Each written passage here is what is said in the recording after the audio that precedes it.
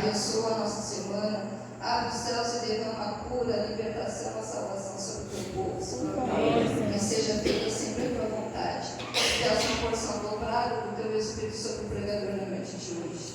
Que cada anjo teu, Senhor, possa estar acampado ao redor de cada membro dessa igreja, de cada visitante, e possa estar no portão, na recepção, aguardando, Senhor, os teus filhos, iluminando a tua mente e repreendendo todo o mal. Amém. De qualquer tentação. Eu te peço e te agradeço no santo nome de Jesus. Amém. Amém.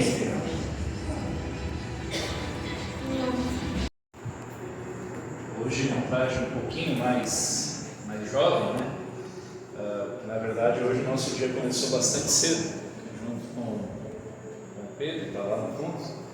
Nós tivemos um treinamento dos líderes de jovens, enfim, em Tramandaí.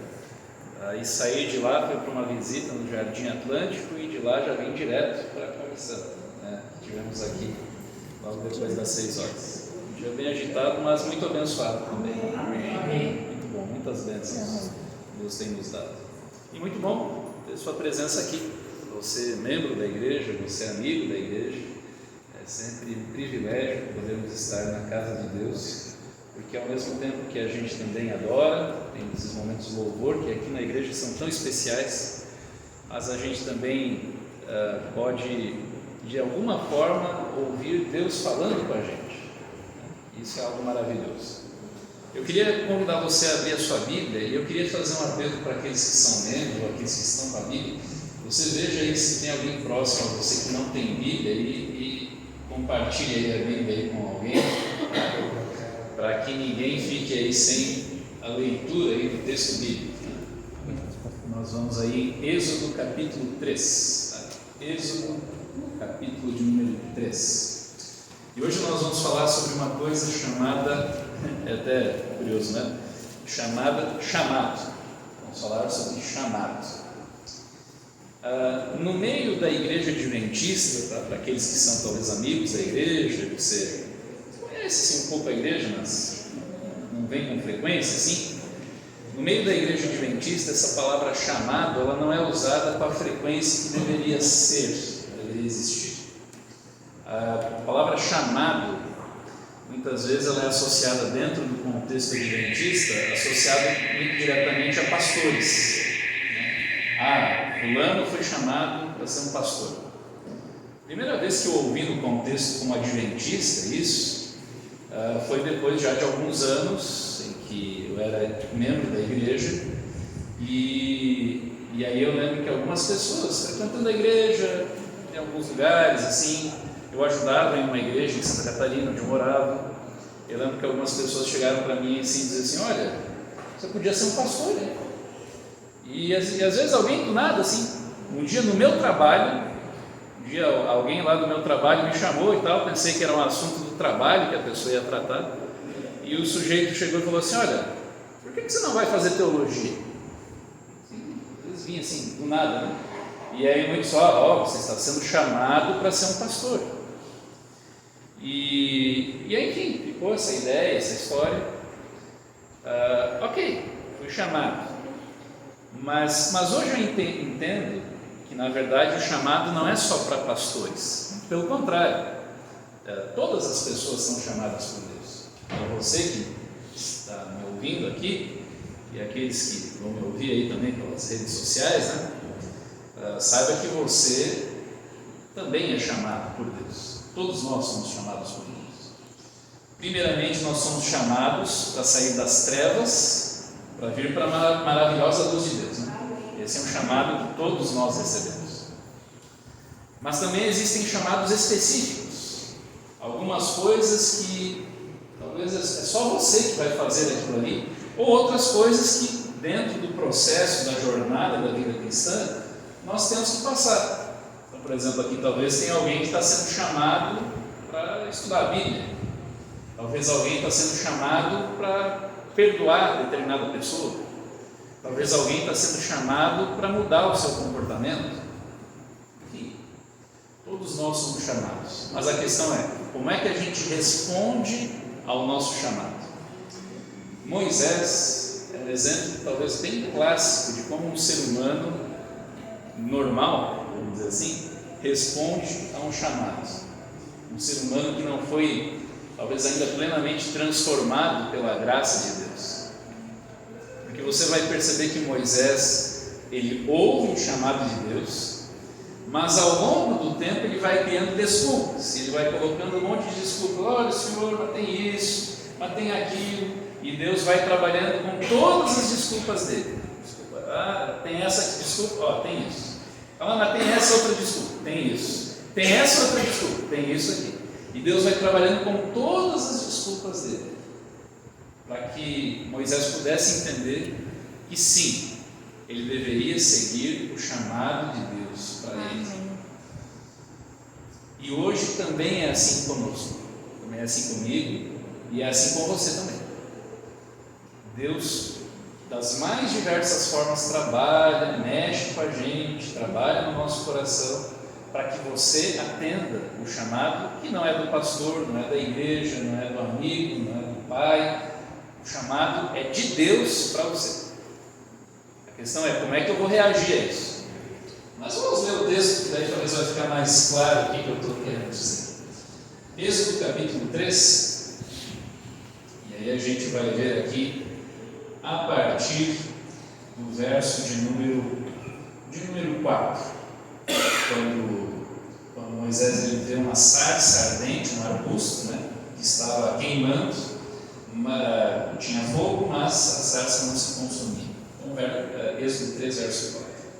Quando o Senhor viu que ele se aproximava para ver, Deus, do meio da sarça, o chamou e disse: Moisés, Moisés. Ele respondeu: eis-me aqui. E Deus continuou: não se aproxime. Tire as sandálias dos pés, porque o lugar em que você está é terra santa. E disse mais: eu sou o Deus de seu pai, o Deus de Abraão, o Deus de Isaque, o Deus de Jacó. Moisés escondeu o rosto, porque teve medo de olhar para Deus. E então o Senhor continuou: certamente vi a aflição do meu povo que está no Egito, e ouvi o seu clamor por causa dos seus feitores. Conheço o sofrimento do meu povo, e por isso desci a fim de livrá-lo das mãos dos egípcios, e para fazê-lo sair daquela terra e levá-lo para uma terra boa e ampla, terra que mana leite e mel, o lugar do cananeu, do heteu, do amorreu, do ferezeu, do heveu, do jebuseu. Pois o clamor dos filhos de Israel chegou até mim, e também vejo a opressão com que os egípcios os estão oprimindo. Agora venham, e eu enviarei a Faraó, para que você tire do Egito o meu povo, os filhos de Israel. Vamos só fazer uma pausa aí, mas mantenha a sua Bíblia aberta. Veja o seguinte: Moisés, ele vê a sarça ali queimando, olha aquilo ali, acha muito interessante. Opa, tire as sandálias dos pés, você está num lugar sagrado. Ele teme olhar para Deus, mas aí, nesse cenário, duas coisas me chamam muito a atenção. Primeiro, que Deus vai mencionar duas vezes, a primeira no verso 7 e a segunda no verso 9, vai mencionar assim: certamente eu vi a aflição do meu povo, eu vi o que o meu povo está passando, eu sei o que eles estão sofrendo nas mãos dos egípcios, eu conheço o sofrimento deles. Irmãos, nós, muitas vezes, quando a gente passa por sofrimentos, por lutas, às vezes a gente é tentado a pensar que Deus não olha para a gente, Às vezes nós somos tentados, assim, puxa, mas por que Deus não está agindo? Onde está Deus diante de determinadas situações? Irmãos, nunca se esqueça, Deus vê e sabe exatamente o que você passa. Ele conhece você. Ele sabe exatamente as vezes que você chorou, sabe exatamente todas as vezes que você sofreu, que você se alegrou. Ele conhece você. Duas vezes no texto aqui destaca: eu conheço a aflição dos meus filhos, eu sei o que eles estão passando, eu conheço o que eles passam. E justamente por conhecer o que eles estão passando, eu vou mandar um livramento. E quem vai ser esse livramento? É você, Moisés. Você vai ser o meu instrumento.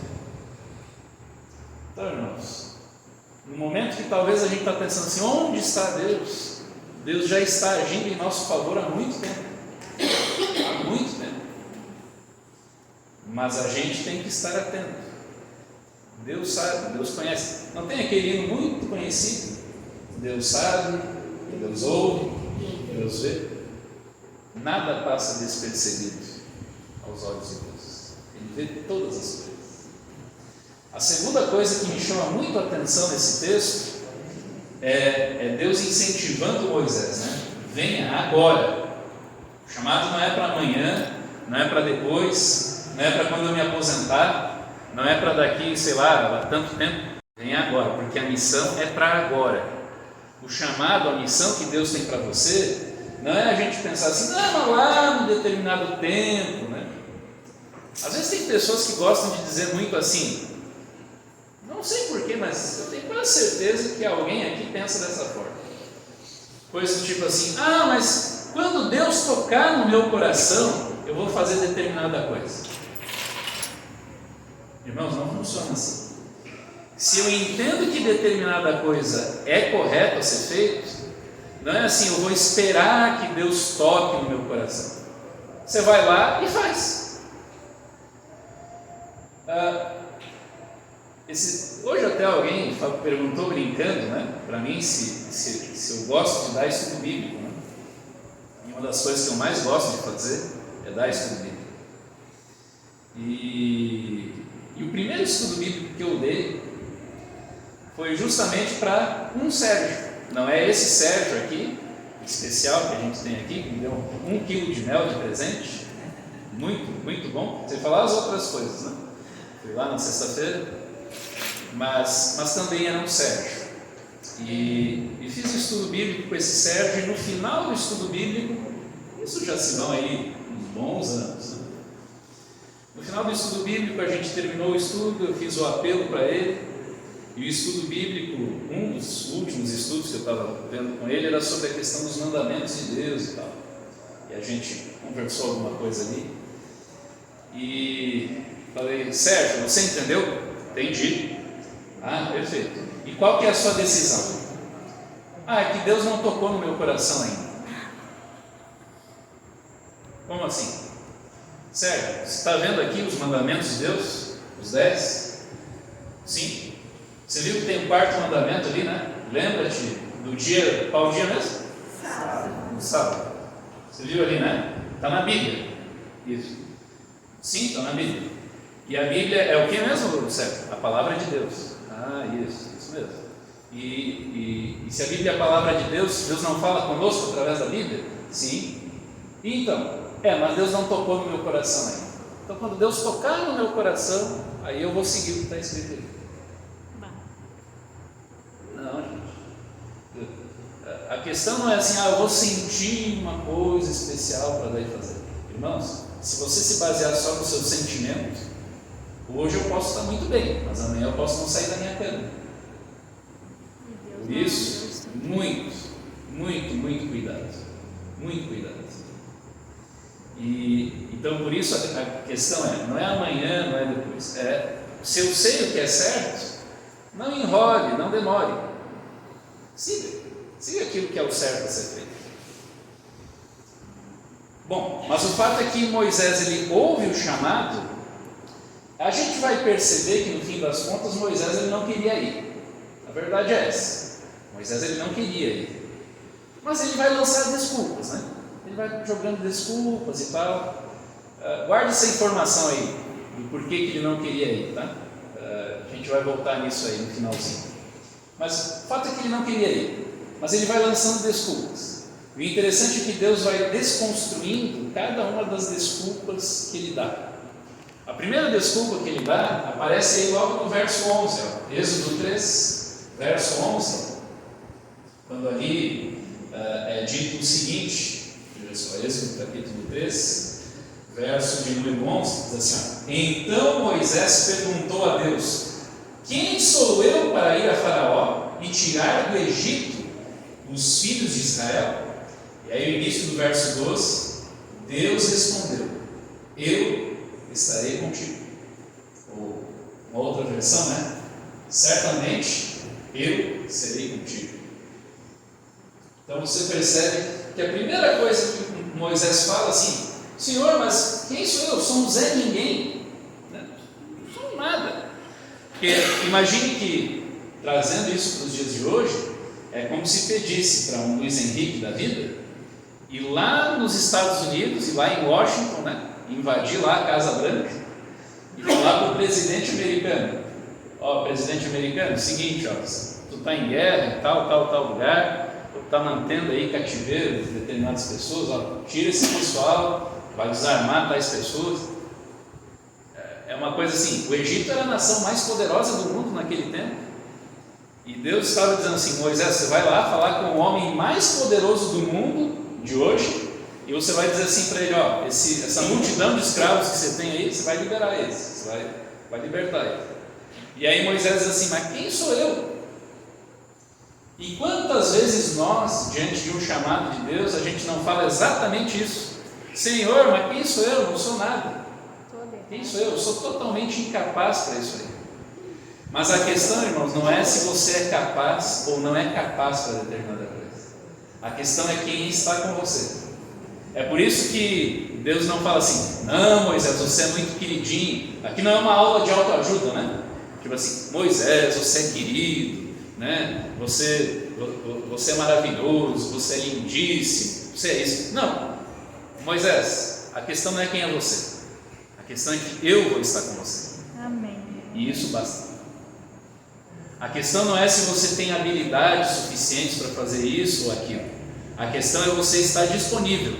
A questão é você ir e ter a certeza de que eu vou estar do seu lado. Muitas vezes a gente se prende por conta disso. Ah, mas eu não tenho habilidades, mas eu não consigo falar, não consigo isso. Irmão, se fosse por isso, você jamais me conheceria. Jamais. Porque qual é a habilidade natural que eu tenho para estar aqui? Nenhum. A minha criação, e especialmente por conta do fato do meu pai ter morrido devido a ser atingido por um raio quando chegava em casa, a mãe, o que ela fazia toda vez que o tempo se aprontava para a chuva? Basicamente, nós sempre fomos muito ligados, né? Então qualquer coisa assim, o filho estava meio longe, o filho estava na escola, o tempo se aprontava para a chuva, a mãe saía correndo na rua: filho, e puxa o filho de onde está. Não, filho, vamos se esconder debaixo da cama, porque a chuva vem vindo. E isso foi durante mais de 10 anos. Qual a condição que alguém assim, em sã consciência, pode vir para falar para pessoas? Nenhuma. Humanamente falando. Então, se a gente for considerar habilidades, é só pela misericórdia de Deus. Por isso, irmãos, a questão não é quem sou eu. Lembre-se disso. Ah, mas eu sou totalmente incapaz. Eu também sou. A questão não é quem sou eu. A questão é quem está comigo.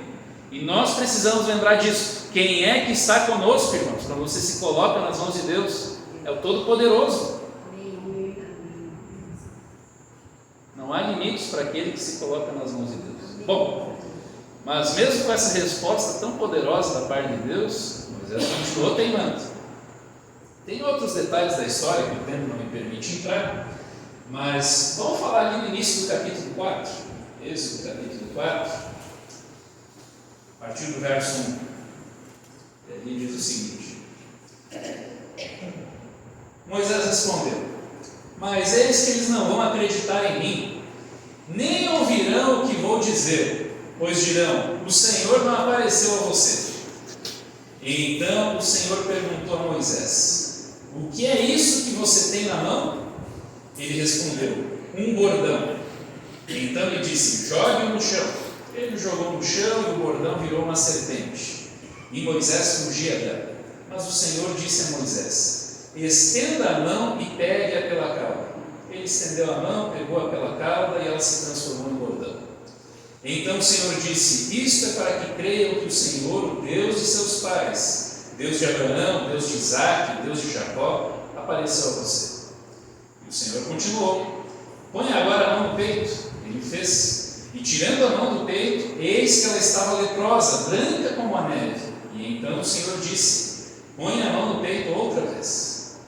Ele a pôs no peito novamente, e quando a tirou, eis que se havia tornado como o restante de sua carne.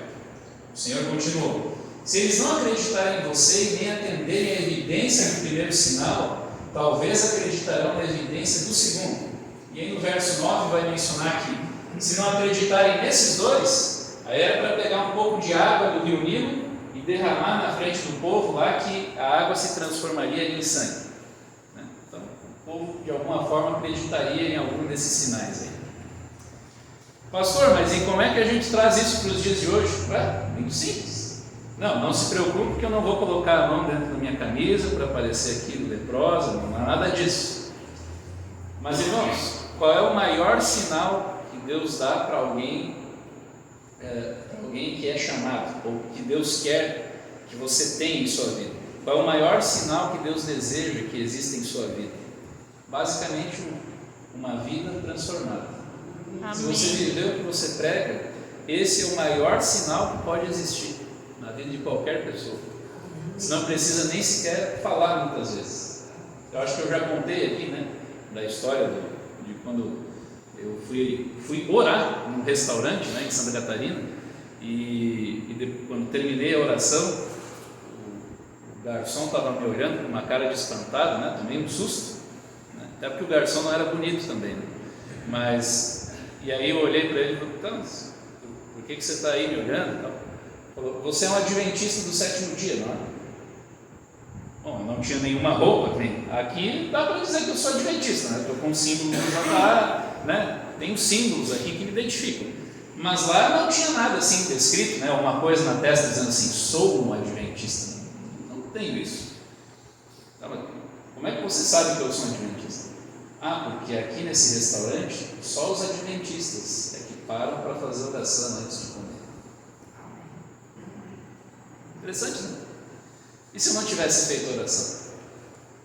Eu não saberia, nem ele, mas no fim das contas, talvez lá no último dia eu saberia. Que vergonha eu sentiria. Que vergonha. Percebe? O maior sinal que Deus quer que acompanhe você, porque muitas vezes a gente vai dizer assim: Deus está me chamando para fazer tal coisa. Mas não adianta, vai dar errado. Já ouviu muito isso, Vai dar errado.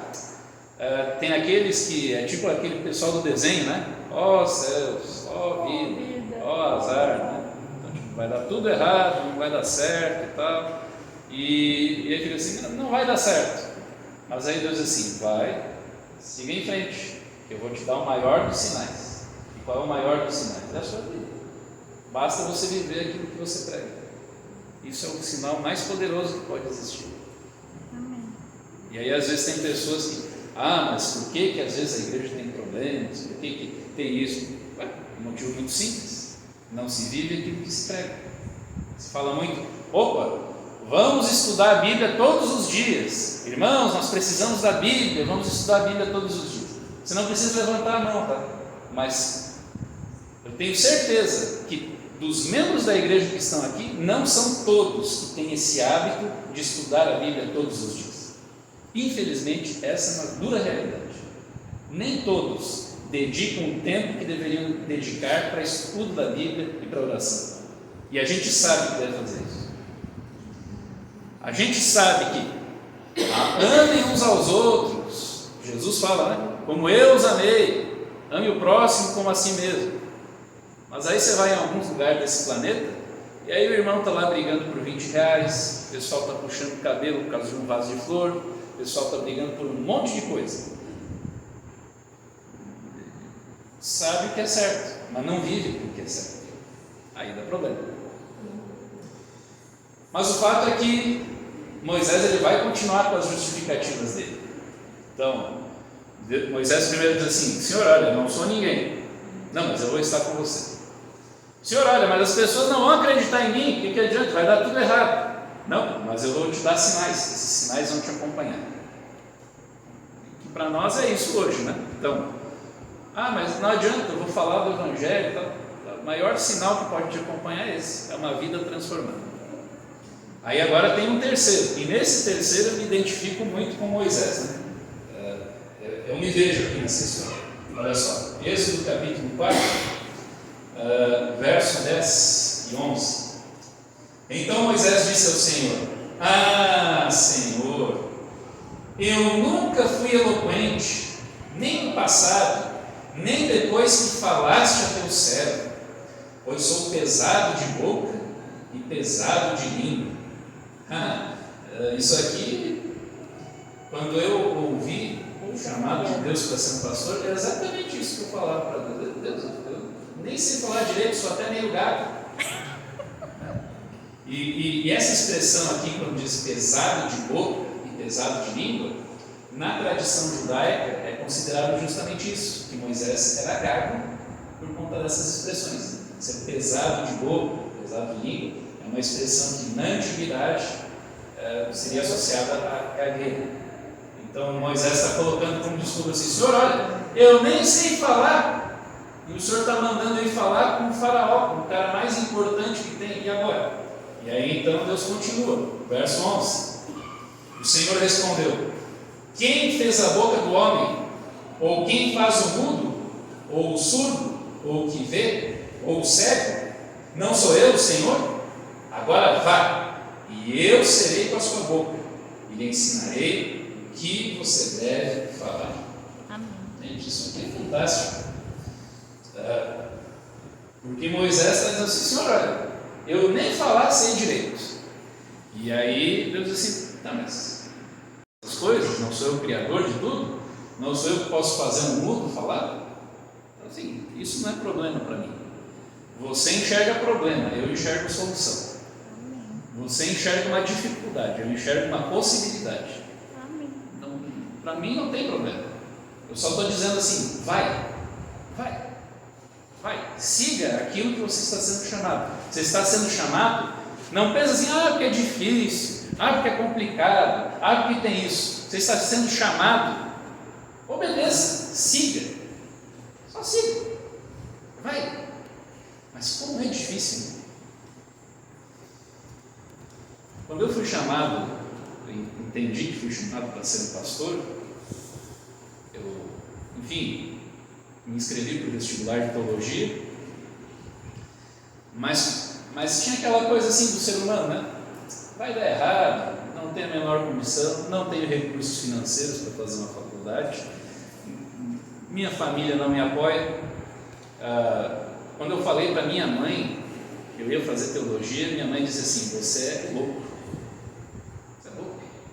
não vai dar certo isso. E dentre outras coisas mais. Mas aí, tinha que me inscrever para o vestibular, me inscrevi, mas devido a todo esse monte de dificuldades, o que eu fiz? Falei assim: joguei fora o dinheiro, não vou nem fazer a prova. Desisti, não vou fazer a prova. Outro não vai dar certo, abandonei, larguei, já era. Tudo bem, né? Nessa época eu trabalhava na contabilidade de um escritório administrativo da igreja no estado de Santa Catarina, ali na região de Florianópolis. O vestibular seria num domingo.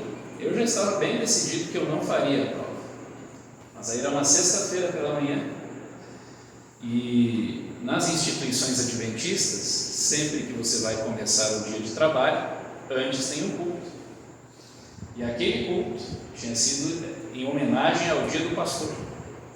E aí os pastores, foram homenageados e tudo mais. Teve um pastor que coordenou, o culto. E aí no final do culto, não sei, hoje eu sei, que foi a atuação do Espírito Santo, mas na hora eu não sabia. Mas aí o pastor que estava coordenando ali, no final falou assim: olha, então agora nós vamos chamar o Luiz Henrique, porque o Luiz Henrique, eu sei que ele vai ser um pastor, e com certeza aí Deus vai abençoar ele com um grande ministério. E aí eu fui lá para frente todo envergonhado, porque ele nem sabia que eu já tinha desistido de fazer a prova. Que constrangimento. Mas aí, eles oraram por mim, vou fazer a prova, pelo menos. No fim das contas, na época, a concorrência era de 7 para cada vaga. Eu não estudei para a prova, porque eu não ia fazer a prova. Me inscrevi, mas não ia fazer a prova. Dias depois eu recebi o resultado. Eu fiquei entre os 10 primeiros colocados, sem estudar. Não recomendo a ninguém, né, que faça isso, né, que faça vestibular e não estude para a prova. Mas, no meu caso, eu entendi claramente. Falei, Deus, não, aqui eu não tenho como negar, o Senhor me chamou. Mas o Senhor sabe que eu tenho essa e essa dificuldade. Agora, não, eu te chamei. Agora, o resto é comigo. Amém.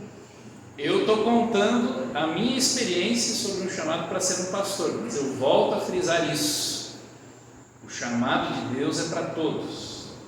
Qual é o chamado que Deus tem para você e que talvez você está recusando? Será que Deus está chamando você para estudar mais a Bíblia?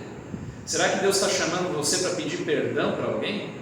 Será que Deus está chamando você a você ser mais fiel nos dízimos, nas ofertas? Eu não sei. Mas Deus sabe e possivelmente você também sabe o que Deus está chamando você a fazer. Só por favor, não faça como Moisés, porque agora Moisés, ele vai abrir o jogo. Até nesse momento é bom, por esse lado, porque assim, na verdade era isso que ele queria dizer desde o começo, né?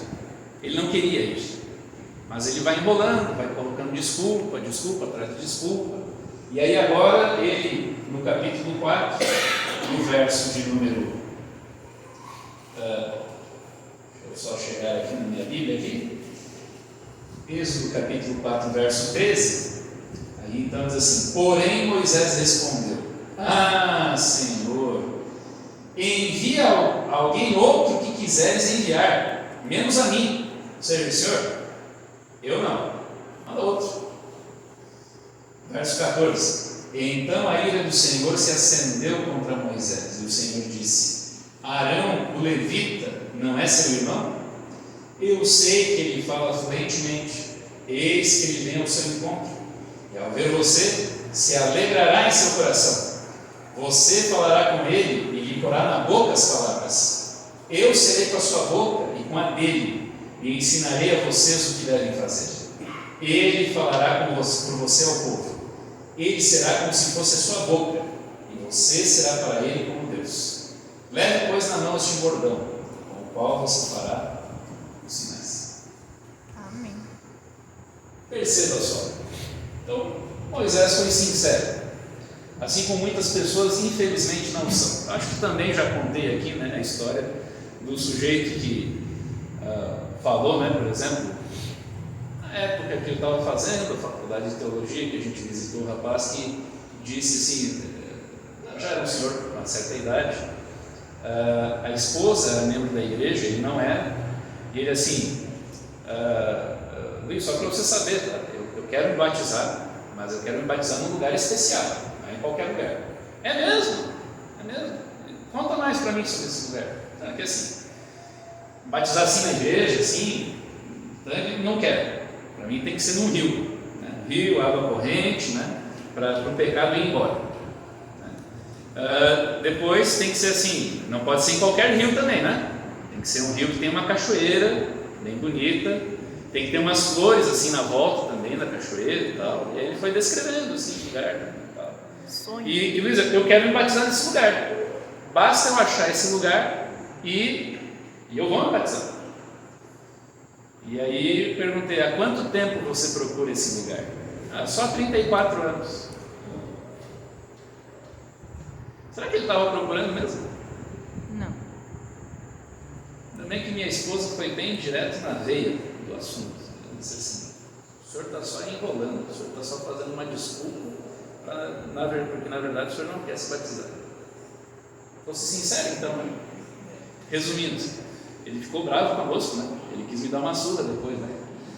Mas isso é outra história. Mas o fato é o seguinte, por que não ser sincero? Você sabe que às vezes a gente não é sincero, às vezes até mesmo com Deus nas nossas orações? Às vezes você está passando por uma angústia muito grande, e ao invés de você falar para Deus, de você abrir o seu coração para Deus, de você falar para Deus exatamente o que você está sentindo, às vezes a gente fica assim, ó Senhor, muito obrigado, mas naquele momento você não quer agradecer. Fala para Deus exatamente o que você está sentindo. E Deus vai buscar te entender. É óbvio, a gente tem que ter um coração grato a Deus. Mas Deus sabe justamente, o salmista diz, né, que Deus sabe a nossa estrutura. Ele sabe do que nós somos feitos. Então, fale para Deus o que você passa, o que você sente. Seja sincero com Ele, porque às vezes a gente não é sincero. E então Moisés diz: olha, Senhor, manda outro, eu não quero ir. Manda outro. Mas aí então Deus diz assim: Moisés, você tem que ir, é com você. Vou mandar o teu irmão, Arão, ele fala bem, ele vai. Mas Moisés, você precisa ir. Você precisa ir. Vai. Chegou num determinado ponto que diz que a ira do Senhor se acendeu contra Moisés, né? No meio de tantas coisas ali, Deus incentivando. E Moisés, não. Mas Moisés acabou indo. O fato é, irmãos, que, e aí a pergunta-chave para a gente encerrar agora é: e nós? Assim como Moisés, todos nós somos chamados por Deus. Você não é chamado para ir lá libertar o povo do Egito, né? Isso aí já aconteceu há 3.500 anos. Mas todos nós somos chamados por Deus, todos nós. E o que você está fazendo da sua vida? O que você faz da sua vida? Você está obedecendo ao chamado de Deus? Você está colocando um monte de desculpas para dizer assim: não, Senhor, mas quem sabe depois, quem sabe em algum momento. Não é isso que Deus quer para você. É muito mais fácil você dizer assim: Senhor, toma a minha vida em tuas mãos e hoje, agora, que seja feita a tua vontade em minha vida. Eu aceito o seu chamado. Amém. Aceito o seu chamado. O que falta? Às vezes a gente troca o chamado de Deus por coisas mínimas. Não existe nada mais valioso do que o chamado de Deus para nós. E seguir aquilo que é a vontade de Deus para a nossa vida. Às vezes a gente pode não compreender muito bem o que Deus quer para nós, mas tenha sempre certeza, quando a nossa vida está nas mãos de Deus. Eu já vou pedir para o nosso amigo aí da Multimídia colocar para nós no 309. A nossa vida está nas mãos de Deus. A gente pode estar seguro de que Ele vai nos conduzir pelo melhor caminho. Amém, Senhor. Mas você precisa tomar essa decisão. Amém. Deus chama. Embora Ele chame, Ele não vai forçar, Ele não vai pegar você pela sua camisa e dizer assim: ó, agora. Mas o que falta para você atender ao chamado do Mestre? Amém. Ou renovar o seu compromisso de seguir o chamado do Mestre. Então, termine esse culto respondendo ao chamado dele, cantando: Senhor, em tuas mãos, quero entregar a minha vida em tuas mãos. Em muitos momentos de apelos como esse, às vezes depois eu saía da igreja e ficava assim: bom, mas agora eu vou sair da igreja e depois, enfim, já me esqueci, fazia outra coisa. E no fim, às vezes aquele propósito que eu tinha acabou se perdendo. Irmãos, está começando na próxima quinta-feira os 10 dias de oração. Vai ser um momento com certeza muito especial, que você, membro da igreja, amigo da igreja, é convidado a participar. E Deus não quer que você faça propósitos de um momento só. Deus quer que você faça propósitos que perdurem pela eternidade. Então, colocar a vida nas mãos de Deus, lembre-se, é uma coisa que bom, você fez hoje. Mas amanhã, quando você acordar, você deve fazer isso de novo. Amém. E na terça, de novo. E na quarta, e assim sucessivamente. Amém. Constantemente. Só assim a gente vai encontrar propósito de vida e vai entender o verdadeiro chamado de Deus para nós. Amém, Senhor. Senhor Deus, nós queremos te louvar e te agradecer porque o Senhor chamou a todos nós aqui, sem exceção. Muito obrigado porque o Senhor primeiramente nos chamou das trevas para a maravilhosa luz do Teu amor. Muito obrigado porque o Senhor nos chama para sermos filhos amados, para sermos pessoas transformadas pelo Teu poder.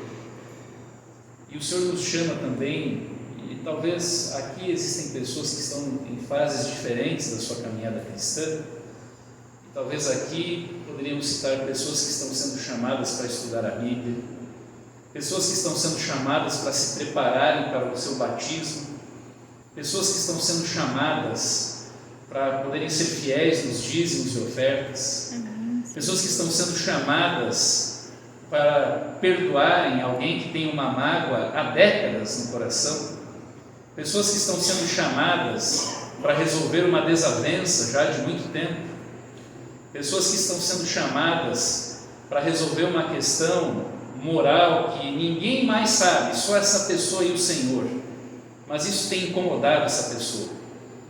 Por favor, ó Deus, que no nosso coração, nossa mente esteja aberta para podermos atender ao chamado que o Senhor nos faz. Cuida de cada um de nós, teus filhos. Abençoe esta igreja, a cada amigo, amiga que está conosco. Queremos pedir uma bênção especial sobre esses 10 dias de oração, possa ser um momento muito especial de consagração, de entrega e de decisões sendo tomadas para a eternidade. Por favor, Senhor. Cuida de nós agora ao voltarmos também para os nossos lares. Esteja conosco hoje e sempre. Pedimos isso e agradecemos em nome e por amor de Jesus. Amém. Amém, Senhor Jesus. Boa noite a todos.